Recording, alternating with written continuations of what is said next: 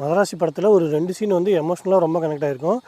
எதுனா ஒரு பாட்டில் வந்து சிவகார்த்திகேயனும் ஒரு குழந்தைய வந்து கை நீட்டி இப்படி தூக்க வருவார். அவருக்கு படத்தில் வந்து மென்டல் இல்னஸ் இருக்கும். அவங்க அம்மா வந்து கொடுக்காம வந்து போயிடுவாங்க. அவர் சிரிச்சுட்டே ஒரு மாதிரி ஃபீல் பண்ணுவார். அது வந்து ஹீரோயின் பார்ப்பாங்க. அது செம்ம அட்டாச்சாக இருக்கும். நெக்ஸ்ட் சீன் வந்து இந்த ஹீரோயின் வந்து ஒரு குழந்தைய எடுத்து கொடுப்பாங்க. அப்புறம் இன்னொன்று வந்துட்டு அவர் ஒர்க் பண்ணுற கம்பெனியில் வந்துட்டு நிலநடுக்கம் வந்துடும். ஒரு கீழே இறங்கி ஓடி வந்தப்போ எல்லார் வீட்டிலேருந்து ஃபோன் வரும். ஆனால் சிவகார்த்திகேயன் அந்த படத்தில் ஒரு அவங்க ஃபேமிலியே ஒரு ஆக்சிடெண்ட்டில் இறந்துருவாங்க.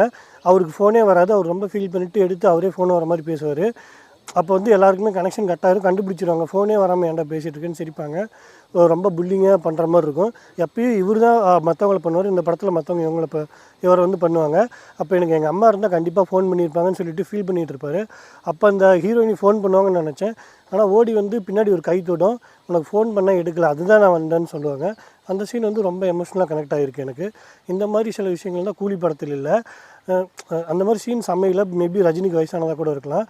பட் ஸ்கிரிப்ட் வைஸ் கூலியில் இந்த மாதிரி எந்த எமோஷ்னல் இதுவும் இல்லாதனால தான் ஓடலை அப்படின்னு நான் நினைக்கிறேன்.